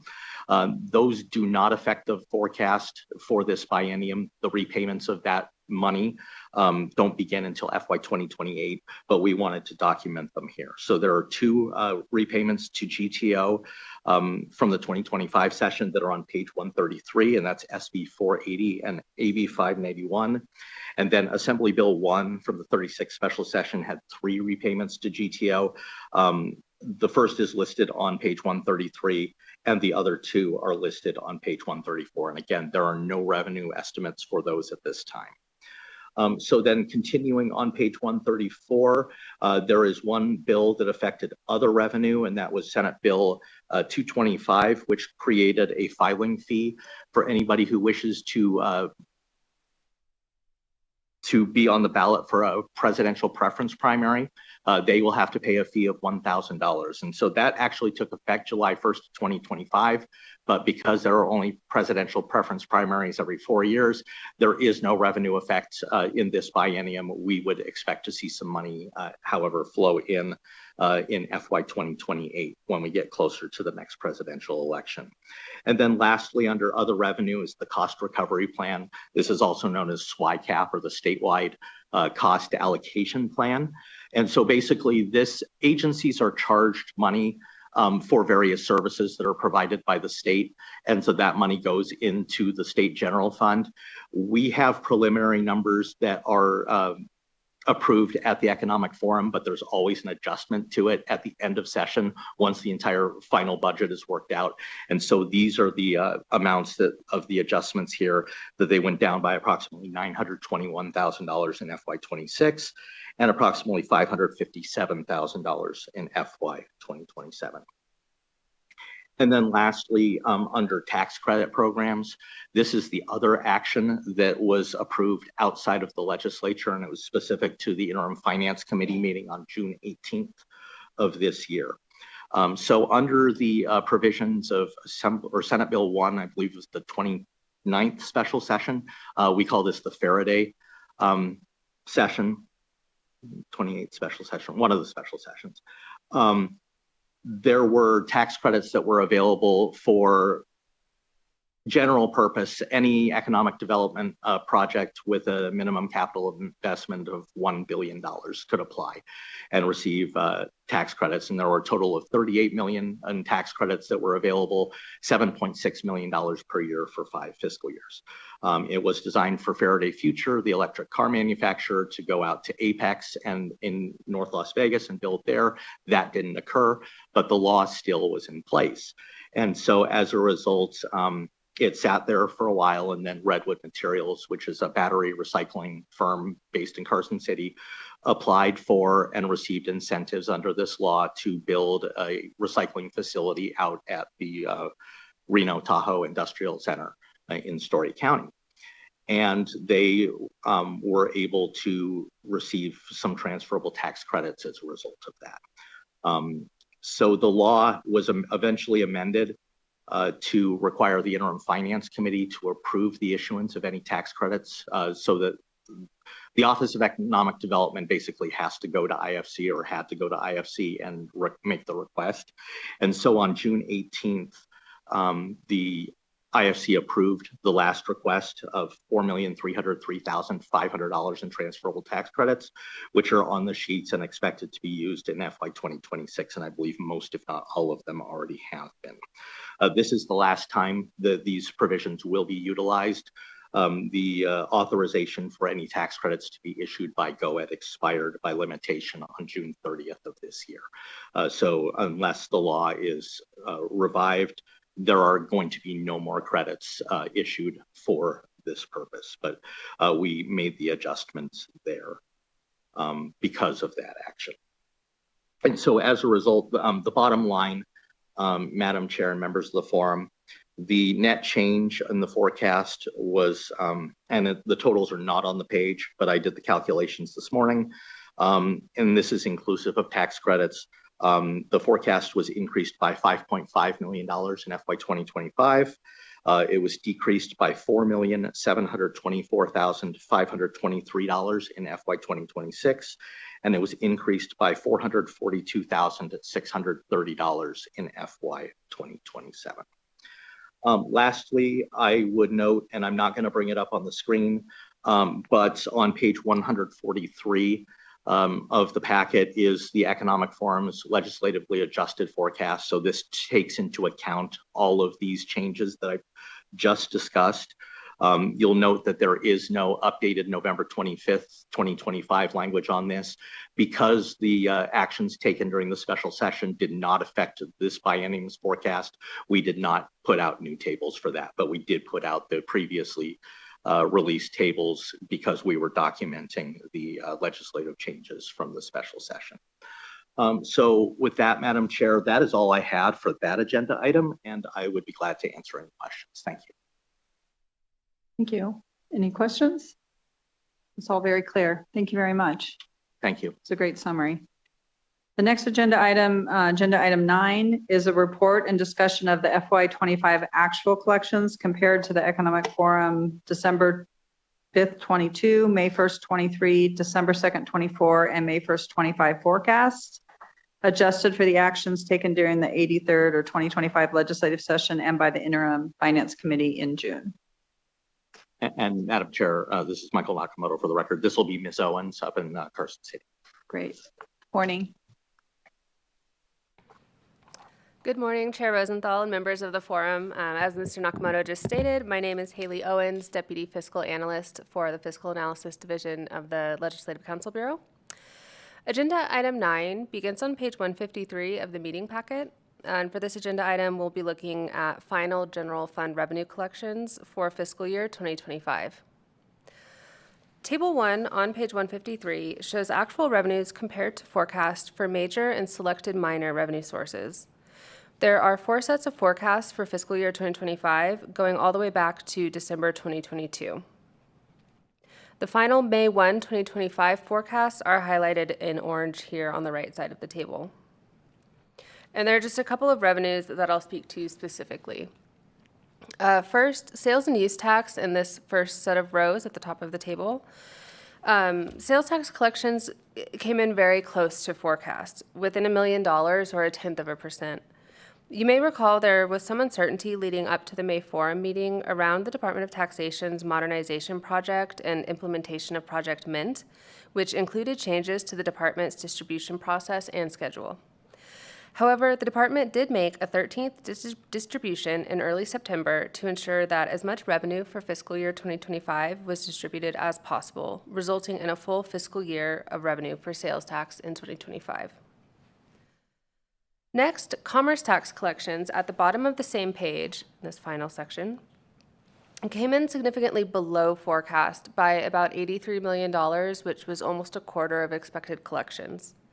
According to the Department of Taxation, this occurred due to a technical issue with the old payment system, which was compounded by the subsequent state cyber attack, which slowed the department's efforts to recoup payments before the fiscal year closed. According to the department, this resulted in roughly $80 million in payments that were not able to be distributed to the general fund by the close of fiscal year 2025. However, to date in fiscal year 2026, the department has distributed almost $90 million in commerce tax to the general fund, which will be discussed further by Mr. Nakamoto in agenda item 10, the next agenda item. The department further noted that commerce tax will be migrating to the new online payment system under Project Mint this month, so an issue like this should not occur again in the future. Moving on, page 154 continues with the same information for the remaining major revenue sources. The following page contains data for selected non-major revenue sources.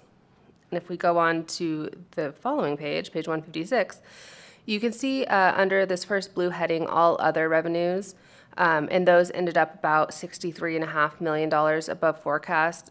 For that, I will speak to unclaimed property, which is not in this table, but it is in the next table.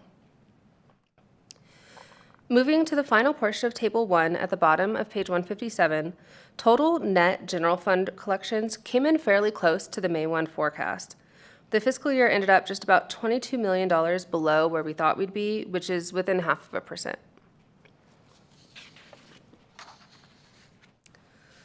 Moving to Table 2, in this table you can see actual revenue collections and percent changes for all of the general fund sources alongside the December 2024 and May 2025 forecasts on the right-hand side.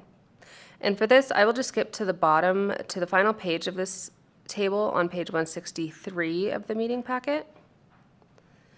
Towards the bottom here, I know it's small on the screen, but you should be able to see it in your packets. Unclaimed property here is actually the final revenue source included on this table. And if you go over, you can see about over $135 million was deposited in the general fund in fiscal year 2025, which was almost double the forecast of about $72 million. And so when we spoke to the Treasurer's Office, they mentioned legislative actions that occurred back in 2023, which accelerated the time frame by which unclaimed property had to be transferred to the Treasurer's Office, and those changes took effect in 2025.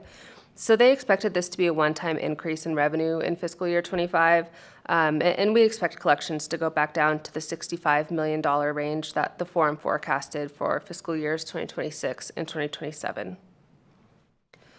So that concludes my prepared remarks, and I'm happy to answer any questions.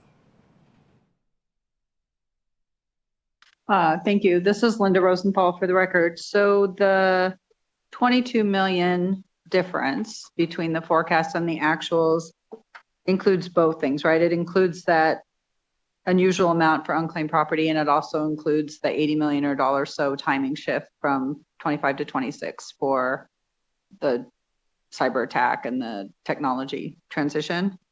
Yes, it's actually kind of interesting because we have a lot of the revenues are up or down and they wash out, but it almost ends up that the unclaimed property and the commerce tax net out to about $20 million. Yeah. So I guess one question, not to make things complicated, but just curious for the future, Mr. Nakamoto, there's usually a report that we get that shows how the forum did compared to actual results by year, and it has, kind of this long historical trend of the accuracy. Are you planning to have any adjustments to that, to this result because of those two items, or would you just report what's here? Thank you, Madam Chair. Michael Nakamoto for the record. And that we do have a presentation on that forecast accuracy report coming up on the agenda. It's not going to be very long, but we would not be making any adjustments to that just because we are reporting the actual revenues as they are posted compared to the forecasts. And so we do not want to be making subjective adjustments of that variety. We can note it and say, well, we were $22 million short in FY25, and here are the reasons why this occurred. But as Ms. Owens noted, when you take the money that we added and the money that we subtracted, they more or less wash. And so for us to be only $22-ish million short on just over $6 billion, I think is not a bad result, but it's not anything we would make adjustments for, but we would document it. Yeah, I think it's a great result. It's just a little bit unpure, right? Because you've got a couple unique things. And I assume the 26 forecast would be adjusted for the deferred revenue that would come into 26 from 25. Madam Chair, Michael Nakamoto for the record, we will not be adjusting the forecasts, but it will show up potentially in the actuals. So when I get to agenda item 10 and start talking about where we are year to date, there will be some discussion of this and how it's affecting current revenue. Okay, thank you. Any other questions? Oh, I got my answer. So even if it's not in the official report, sorry, Michael Crone for the record. So even if it's not in the official report that we received, can we, I don't know, get a document that shows kind of a normalized number for those two items? So what would the commerce tax have been if we had normalized for that outage? And then the same thing for the unclaimed property. I think you had mentioned that it'll go back to a normalized level of like 65 or something. So could we do that calculation again if it's not in the official report of our scorecard, just so we can understand where we landed with those normalized adjustments? Thank you, Mr. Crone. Michael Nakamoto for the record. What I can tell you is based on our conversations with the Department of Taxation that had commerce tax actually posted as it should have, and had there not been the technical issues that were previously mentioned, the actual revenues would have been about $3 million short of the forecast rather than the 82 or so million dollars. With respect to unclaimed property, that one might be a little more difficult for us to sleuth out to determine how much of this was one-time revenue and how much of it was not. But that is certainly an inquiry that we can make with the Treasurer's office to see if we can get some more information on that. Thank you. Yeah, I'd like to make that inquiry of them. And again, if it's not in the official, we can footnote it, or at least we'll know with those two adjustments, kind of where we would have landed. Thank you. Certainly, Mr. Crone. Michael Nakamoto for the record. We will get in touch with the Treasurer's office and see what we can find out. Anything else? Anything else? Okay, great. So that's a little bit of a nice segue to agenda item 10, which is the report and discussion of the year-to-date FY26 actual collections compared to the Economic Forum May 1st, 2025 forecast, adjusted for actions taken during the 2025 legislative session and by the Interim Finance Committee in June. Thank you, Madam Chair. Michael Nakamoto again for the record. Agenda item 10, there is a statutory requirement for the Economic Forum to have a meeting during the off cycles. This meeting on or before December 10th, and then the subsequent meeting on or before June 10th. Out of all of the information that is in NRS 353.228 regarding this forecast, this agenda item is the one that is required for us to do. So we get to talk about this, and it'll be fun. So the tables that you have on in the packet, beginning on page 169, tables 1 through 7. These are tables that we have been putting together for several years. So, and I don't intend on going through all of them, other than just noting at a high level what is in each of the tables. So table 1 on page 169 has the FY 2025 actual and the FY 2026 forecast. And then in the orange columns, you can see that there are two percentages there. And so the percentage of the first percentage that says EF May 2025 FY forecast percent change. This is what the Economic Forum back in May said the percentage change was going to be from their FY 2025 forecast. So that's a comparison of the forecast to the forecast. So the next one to the right of that, FY forecast percentage change based on FY 2024, and actually should say FY 2025 actual, because we always catch typos like that when we're looking at them during a meeting. This is what the forecast is, or the growth rate in the forecast based on the actual. So if the forecast, if that percentage change went up, then that means the FY25 actuals didn't hit the forecast. But if the percentage change goes down, that means we were above the forecast in FY25, and we need a little bit less revenue now to get to that forecast. Where I'm going to focus most of my comments, though, today, Madam Chair, is on Table 2, which is on page 170. And so this is the comparison of the year-to-date actual compared to the year-to-date forecast before tax credits. And the reason why we look at it before tax credits is because when the Economic Forum does its forecast for tax credits, we don't allocate them back to a specific tax source. Rather, we just do the forecast based on the gross revenue and the activity that's driving that. And then the credits are a separate subtraction beyond that. So you can see listed on this table the FY25 actual year to date, the FY26 actual year to date, and then the forecast year to date. For all of the revenues, both major and non-major, that are listed here, as well as the number of reporting periods that we have for each of these revenue sources. And I'm not planning on going through all of them, but I will highlight several. And then when we get down to the total general fund after commerce tax credits, so that number down in the last line on this, at the lower right corner, that says that we are $102,461,386, or 6.9% above the forecast. I will tell you, I will give additional context of why that number is so high. And so the first one is for the sales and use tax. We are through 3 months right now, and we are approximately 11.2 million, or 2.5% above the forecast. And I would love to come up and say, oh, that's great, things are looking better than they really are. And then there's the giant but that is coming. So we were notified by the Department of Taxation in mid-October that, and this harkens back to the whole Mint implementation back in December of 2024, where they moved the reporting of the sales and use tax and some of the other taxes from the end of the month to the beginning of the month. So that's what caused us to collect only half a month of revenue in FY 2020, or in October of 2020, FY 2024. They notified us in mid-October that beginning with the August tax period for FY 26, instead of now collecting at the beginning of the month, they've moved it to the middle of the month. So the end result is for that August period, instead of collecting on about 30 days of revenue, we collected on 45 days of revenue.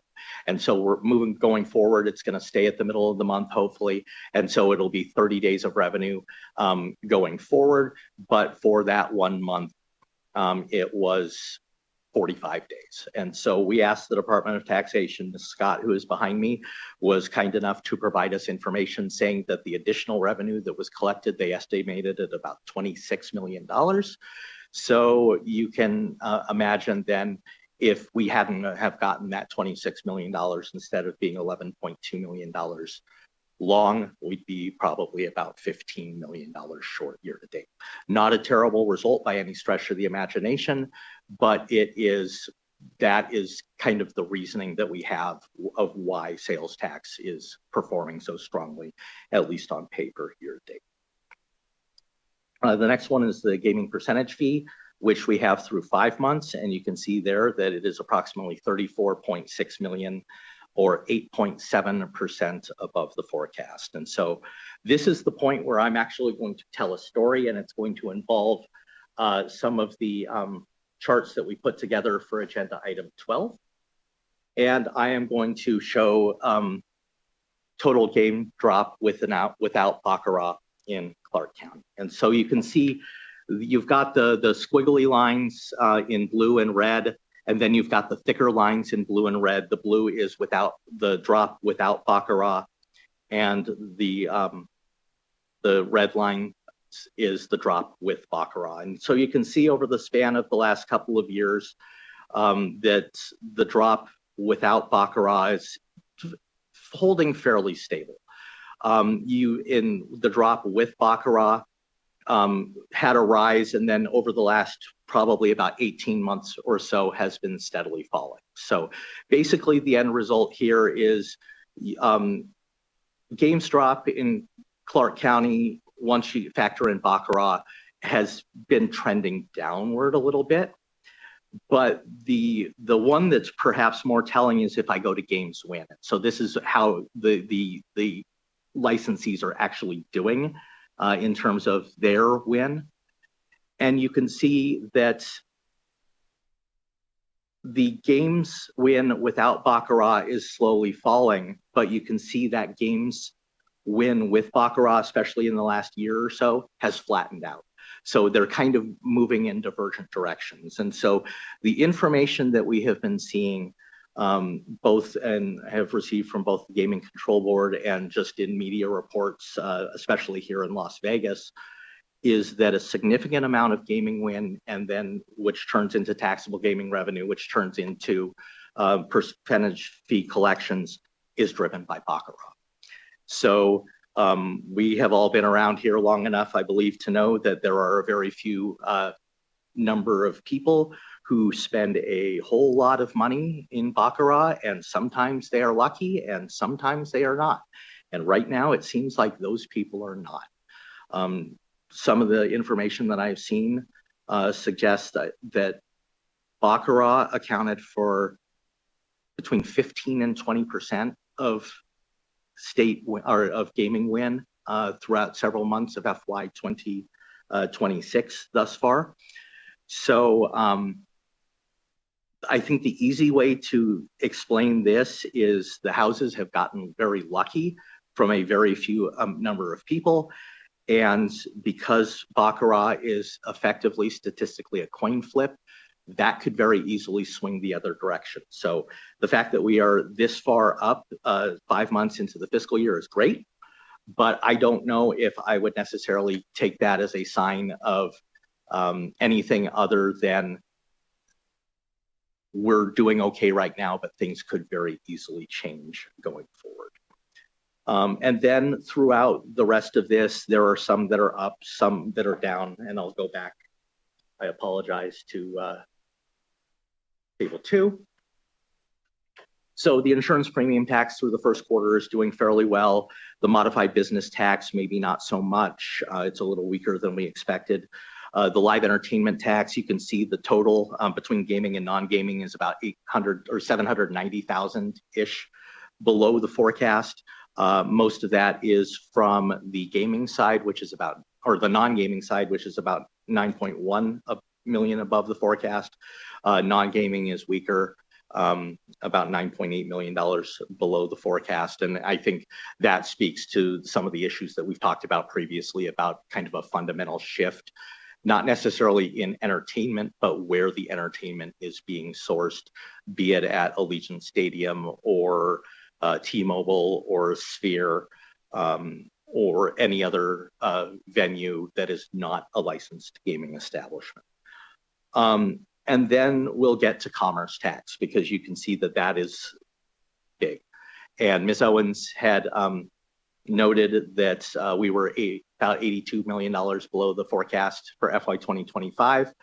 And again, this was, people were trying to remit the commerce tax when it was due back in August. They were able to submit returns, but the payments for some reason weren't attaching. And by the time they got around to sleuthing the issue and trying to work with taxpayers to get it collected, that's when the state cyber attack occurred. So a lot of that revenue is now being deferred into FY 2026. And so because this is an annual tax and it's not due until next August, Just about all of the money we're getting now is from previous periods and specifically FY 2025. So the 69.8 million that we're above the forecast right now is FY 25 revenue that we are recognizing in FY 26. And then, so the total for the major general fund revenues is approximately $120 million above the forecast year to date, noting that most everything is between 3 and 5 months, with the exception of Treasurer's interest income, which does not usually post the first quarter until later in December. And then for the non-major general fund revenues, we're approximately $16.9 million below the forecast. And this is anywhere between usually 2 or 3 months, with the short-term car rental tax being at 1 quarter. And I think most notably there, the cigarette tax is not performing very well, but the cigarette tax has not been performing very well for a while. And then the short-term car rental tax is also not performing very well. And I think we can attribute that to, at least in fiscal's perspective, the visitor numbers are not as strong as we had projected back in April when we did our forecast. So that kind of is the meat of table 2. That we look good right now at almost $102.5 million above the forecast, but with the caveats that there are reasons for a lot of that information. So then moving forward, table 3 is just a comparison of the actual collections for the remainder of the fiscal year. So what was collected beyond this corresponding point in FY 2025, and then what would need to be collected in FY 2026 to meet the forecasts. Tables 4 and 5 on pages 172 and 173, they're equivalent to tables 2 and 3, but it's after the allocation of tax credits to specific revenues. And by that, we're talking about the Nevada New Markets Jobs Act and the College Savings Plan and the Educational Choice Scholarship tax credits.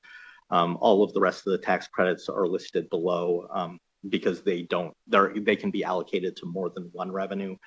So we have broken them out separately. And so then there's the comparison of actual compared to forecast for FY 2026.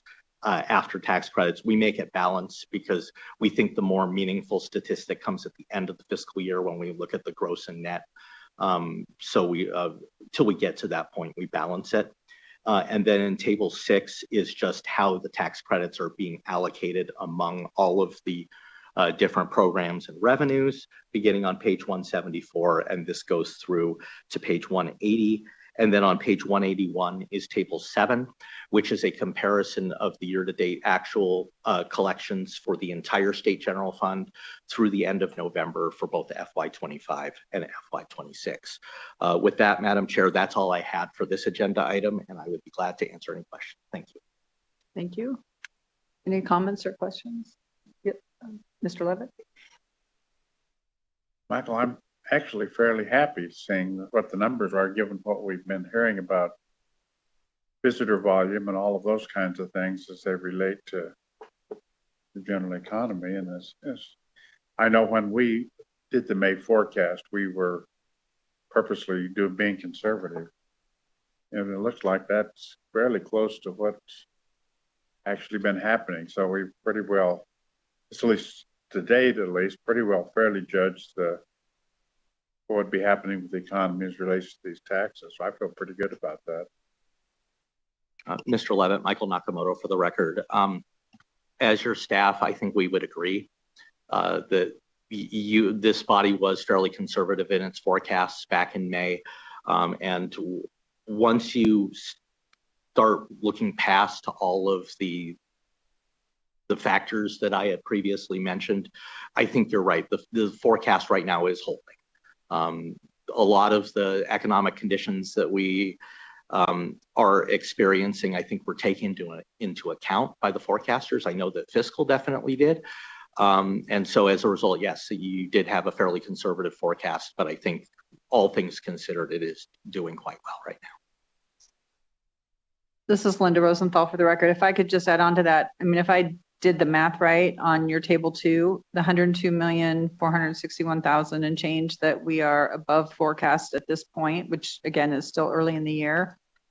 Even if I just adjust for the excess commerce tax, which is more like 70 million, not 80, but if you just say that that's timing and not really something that was contemplated when we did the forecast, I think it's about a 2.2% overage, right? And we know that there potentially is variability in gaming tax with baccarat. So that, I mean, 6.9 is a little alarming to me that we would be off that much. I think the 2.2, knowing that there's, very likely an adjustment of some of the year-to-date upside we've had on the gaming tax is a really good place to be. Madam Chair, Michael Nakamoto for the record, I would agree with you. I think we'll expect the rest of that commerce tax to come in, so that number is likely to grow.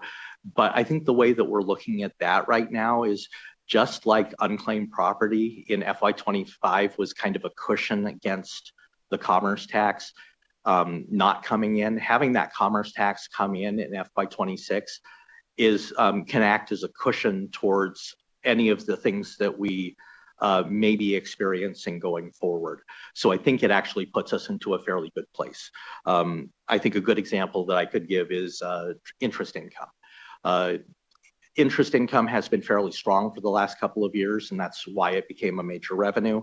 We have not seen any interest flow into the state general fund yet. So when we do see that, if it happens to continue not performing up to that standard, some of that revenue, and I anticipate there will be some more FY25 commerce tax still coming in, can be used to cushion against that. If the MBT continues to be a little softer, the real property transfer tax was a little soft, and then things like cigarettes and short-term car rentals, some of those that are a little weaker, that is kind of the buffer that we have against that. So, but I think you're right. When you start adjusting for it and looking past those but numbers, we're kind of in line with the forecast, and it gets to about that 2% level. Mr. Gordon. Thank you, Madam Chair. Thank you, Mr. Nakamoto. This is very helpful. On table 2, I know we had a lot of discussion about the mint conversion at our last meeting, probably the prior 2 meetings, and I just wanted to think through this question about the sales and use tax. I thought I heard that we pulled some of the revenue into fiscal 25 to ensure that there was a 12-month period of reporting there and revenue available for various entities, including the state. And then I thought I heard you say that the timing of the cutoff for monthly reporting shifted to mid-month. And so August, there's a 45-day window in that period. So there's a little bit of extra revenue. I guess I'm just trying to think forward, and maybe this isn't the time to do this, but we're going to still have 12 months of revenue in fiscal 26, I think is the objective. I'm trying to think how the mechanics of that work, and maybe this is just in the weeds, but it helps me sort of get my head around the reporting elements going forward. Thank you, Mr. Gordon. Michael Nakamoto for the record. And it might be getting into the weeds, but it is a very good question because it's something that we had to wrestle with on our side to make sure that we were thinking about it properly. So you'll recall back with the mint switchover that all of a sudden they were cutting it short, and we essentially had half a month of revenue for the October period, which was reported in December. And so the original thought was they weren't going to adjust for that, and we were in this permanent shift where half of a month's revenue, or under the old system, it would be half of the previous month in a month, and then half of the current month in a month. And we go down this path, and that's why we came to this body with a forecast that said we were only going to have 11 and a half months of revenue. The Department of Taxation said, no, we're going to do an extra posting to get that money in. So essentially they delayed the closing of FY25 to closer to when it should have been. And so money that would have posted in FY26 now got allocated as a result of that delay into FY25. So going forward, Now that they've picked up 45 days in that 1 month, we see, unless they decelerate again, and I have no indication to me that they will, we see that as that amount is kind of a permanent windfall, because every month going forward is going to be 30 days from the middle of the month. It just happened to be that they are picking up a little bit of that money. So the end result, if you want to think about it, is now instead of, will probably be 12 months plus that 14 days of revenue in FY 2026. And so that money, I suppose, is going to be taken a little bit from FY 2027, but FY 2027 is still going to be middle of the month for all 12 months. So it'll be going forward. This is just a permanent one-time bonus or windfall, if you will, for the state general fund that is caused by this timing. The only way that it would ever be lost at any point is if they decide to decelerate and go back to the beginning of the month again. But going forward, it should be 12 months. It's just 12 months plus a little bit in FY 2026. Perfect. Thank you. Okay, I don't see any further questions on this agenda item. We'll move to item 11, report on forecast accuracy by forecaster for selected revenues. Thank you, Madam Chair. Michael Nakamoto with the Fiscal Analysis Division.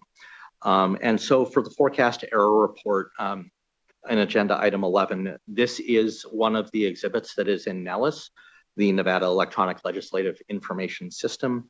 We used to put it in the packet, but once it got to about 65 pages, we decided to basically strip it out. And we actually designed it as a standalone report anyway. So it is in NELIS if you want to look at it. And so I was not intending on going through a lot of the information on this, just other than to note that this is a report that fiscal staff has been putting together for years. In fact, probably since the inception of the Economic Forum. And it has been updated for the most recent actuals, FY 2025. So it's comparing the FY 2025 actuals to this body's forecasts from December and May of this cycle, as well as December and May of the previous cycle back before and during the 2023 session, as well as total statistics for the 2023-25 biennium. So just the only observations I really think I would make about this report is it's a report that staff enjoys doing. And I think that personally that it is a benefit to this body that we do it. And the reason why I say that is that there are a number of organizations and think tanks across the country that are reviewing forecast processes that are done by states. And not every state does what Nevada does. So there are some states where it is done by legislative staff and executive branch staff, either apart or together, and they come to if they come to a consensus or not. It may not be done publicly or transparently, and they may not talk about how those forecasts did. And so Nevada, the Economic Forum process that was originally put into place back in the 1993 session and has been operating since 1994, rates fairly well. The Economic Forum is looked at favorably by a lot of people who evaluate these types of processes. And I think there are 4 reasons why. And the first one is that the meeting that we're having today, as well as any meeting that the Economic Forum has, is subject to the open meeting law. Anybody can look at the documents that we present. You receive information at the same time that the public does, because that's what the open meeting law requires. And then you can go to our website, go on YouTube, wherever, and watch the meetings as they're happening or after the fact. The forecasts that are presented to you, whether it is by the agency, by us at Fiscal, by Dr. Solorio at the Budget Office, or by the outside forecaster, that being Moody's Analytics right now. We present all that information to you publicly. Everything that they give to us, we give to you, and the public can see that as well. And you hear all that information and you make your deliberations publicly in an open meeting. Once the forecast is done, and this is the third point, we put together that table, we take that break, go across the street, put in all those numbers, then we bring them back to you. You make sure that they balance.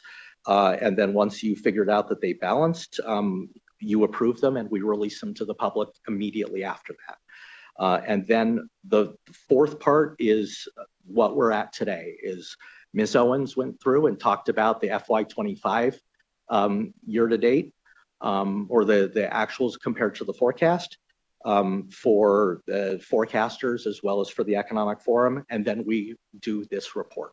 So all of this information is out there. And I think people look at that as something that is positive and transparent. And I, as your staff, am proud to be a part of that. So that's really the observation that I had. It's probably a little more meta than the agenda item was intended to be. But Madam Chair, those are the comments that I had, just to let you know that it is there and kind of a little bit of feedback, at least on your staff's perspective. Thank you. Thank you. Any comments?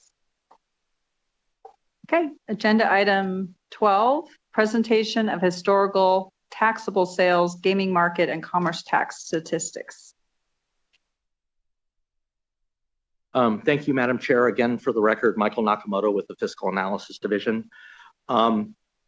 So this is an agenda item that we regularly have on this, on the agendas for the Economic Forum.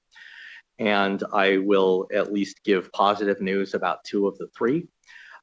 These are tables and charts and information that we don't print. They are available in Nellis, but we do have updated gaming and commerce tax statistics in Nellis. The commerce tax is through FY 2025. The gaming statistics are through the most recent month, October, as well as the most recent quarter, which ended in August. And those are available for you as well as the members of the public to view in Nellis.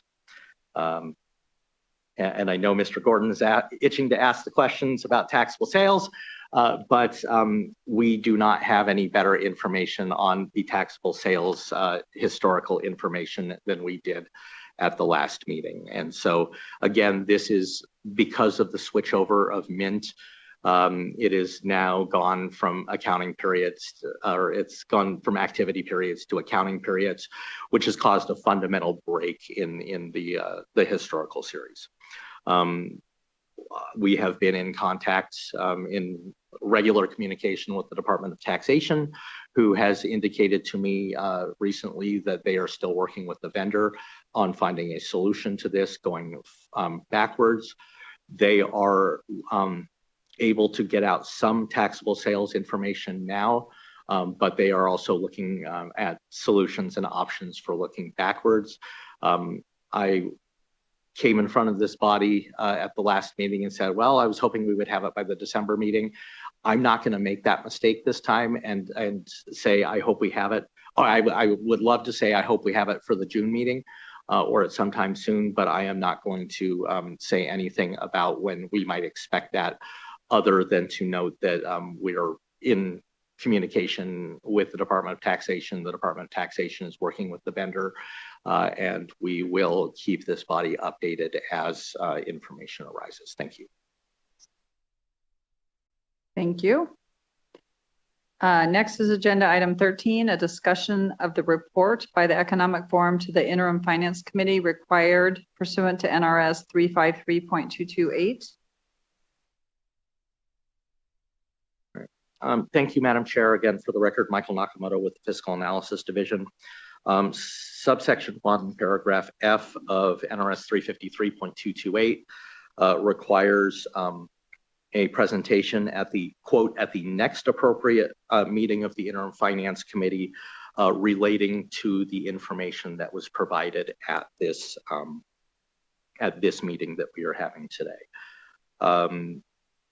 Typically, we have gone in and just given a high-level summary of the information that was provided, as well as the tables from agenda item 10. The next meeting of the Interim Finance Committee, the next appropriate meeting of the Interim Finance Committee is actually happening 2 weeks from yesterday on December 18th. based on the direction from the chair, I will be giving that presentation on behalf of this body and providing that information as the chair has other commitments. So basically that's all I have for that agenda item, is just to let you know that the statutorily required presentation will be given at the next IFC meeting. Thank you. Great, thank you very much. Thank you for representing us at that meeting. Agenda item 14, presentation on actions approved by the legislature during the 83rd legislative session regarding the economic forum and scheduling of future meetings. Thank you, Madam Chair. Again, for the record, Michael Nakamoto with the Fiscal Analysis Division. This is the last agenda item of this meeting before public comment, and it is also the last meeting or last agenda item of an economic forum meeting for this cycle. As all of you are aware, your terms will expire before the next meeting of the economic forum, which is statutorily required to occur on or before June 10th. This is the point where, on behalf of staff from Fiscal and from the Governor's Finance Office, that I would like to thank you all for your service, for being willing to make early flights either up to Reno or down to Las Vegas to sit through meetings, to listen to me, because I know that is sometimes harder than it seems. But we do appreciate that, and I personally do want to thank all of you for that. So this is the point where I'll mention that if any of you, because the economic forum or the governor is required to impanel a new economic forum before the next meeting, if any of you are willing and wanting to serve again, please let us know. We will pass that along to the governor's office or to legislative leadership as appropriate. All of that having been said, though, this agenda item is not normally one we have on this meeting for that simple reason. It is entirely possible that none of you want to do this again, and we could have 5 new people coming for the June meeting, and we would work with a member to set, or the members to set a date on or before June 10th, as is statutorily required. However, I thought, to the extent that any of you would be willing to come back, and perhaps out of interest for both you and for the public, I would talk about 2 bills that were passed during the 2025 session that affect the scheduling for the economic forum going forward. So some of you may be aware, and in fact, I think, Madam Chair, you would be aware because this was the law when you started with the economic forum. When it was first created in Senate Bill 23 of the 1993 session, the fall forecast had to be done on or before December 1st of the even numbered year, and then the spring meeting was on or before May 1st. This held until Assembly Bill 332 of the 2011 session, which moved that December 1st date to December 3rd, and it also had the provisions that we've utilized several times that allow the meeting to occur up to 2 business days after those deadlines if the date happens to fall on a weekend or a holiday. And so there really haven't been any changes since then. And in fact, there weren't any changes to the May 1st date until the 2025 session. And so in your packet are 2 pieces of legislation. Beginning on page 191 is Senate Bill 419 of the 2025 session. And this one is fairly straightforward. Section 2, subsection 1, paragraph E of the bill on page 193 amends NRS 353.228 to move that May 1st date to April 1st. So the spring forecast must be approved now on or before April 1st, and this is starting during the 2027 session. From staff's perspective, I think that one is fairly clear as the direction the forum is probably going to go. Instead of having a technical advisory committee meeting in mid-April leading up to an economic forum meeting on or before May 1st, it will be a technical advisory committee meeting in mid-March leading up to the economic forum happening on or before April 1st, which for some people might be the most cruel April Fool's joke ever. The one I think that is less clear and where the Economic Forum is going to have to make some decisions is Assembly Bill 356 from the 2025 session, which begins on page 197 of the packet. And it's specifically on page 201, it's section 4 of the bill. So for a little bit of background, the bill really doesn't have anything to do with the Economic Forum, at least directly. This is a bill that now requires collective bargaining agreements to be considered in the governor's executive budget. But because of the timing of everything that goes on, and to make sure that the negotiations and the agreements could happen in time to get into the executive budget, it was determined that it was necessary to move the date for the Economic Forum report from on or before December 3rd to on or before November 15th. To give that extra 18 days for the negotiations and the agreements, and to get it into the executive budget, which has to be released about 2 weeks before the legislative session begins in early February. And so there is not a statutory requirement with respect to the fall cycle to do what we do. And all of you are aware that historically we have 3 meetings of the Economic Forum during that fall cycle. The first one in mid-October is more informational, where presentations are given and people come in and give information about the state of various industries and the economy. And then in November, you have a couple more presentations, including the one from Ms. Mandel from Moody's Analytics, as well as a review of the non-major and major forecasts, but you don't actually decide on a forecast. And then on December 3rd, there may be some additional presentations, but it really gets down to presentations of the non-major and major forecasts. You approve them, we put out the report. So as we've thought about it, there are a number of ways that the Economic Forum could handle this. The first one is to do something as simple as what we would be doing with the change from May to April, as just slide everything by a month. So we have a mid-September, mid-October, and mid-November meeting, and you still have 3 meetings. There's consideration that would possibly need to be given to moving some of the agenda items around. For example, the actual compared to forecast that we do at the end of the fiscal year, if we moved that October date to September, we normally do that at that first meeting in October. We probably have to leave it at that October meeting just because of the timing of when the fiscal year is officially closed. There's also consideration that could be given to reducing the amount of times that you hear forecasts. So for example, you hear the Technical Advisory Committee forecast, they meet twice during the fall cycle. You could consider doing that perhaps only once and just doing major revenues at one forecast and then doing the majors and non-majors at a second.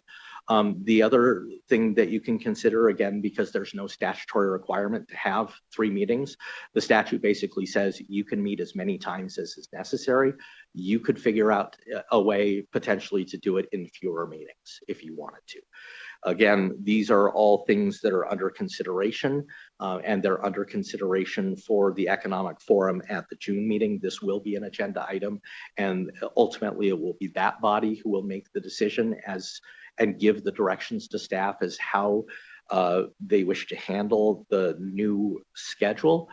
But again, to the extent that you are currently members of the Economic Forum and may choose to serve in that role again, I thought it would be good to have this agenda item for all of you to start thinking about it, and at least get it out there for the public that there is a discussion and a consideration that will need to be given with respect to the timing of Economic Forum meetings starting with the next cycle. So with that, Madam Chair, again, thank you for your service. And that is all that I had for this agenda item, and I would be glad to answer any questions. Thank you. Thank you, Michael. Any comments, questions? Okay. We'll move on to agenda item 15, public comment. So we can start up in Carson City. Is there anyone in the Carson City building or office space that would like to make a public comment? Okay, and down here in Las Vegas, anybody in the audience here who would like to make a public comment? Okay, seeing nobody. Lastly, we'll turn to any member of the public who would like to dial in with a comment.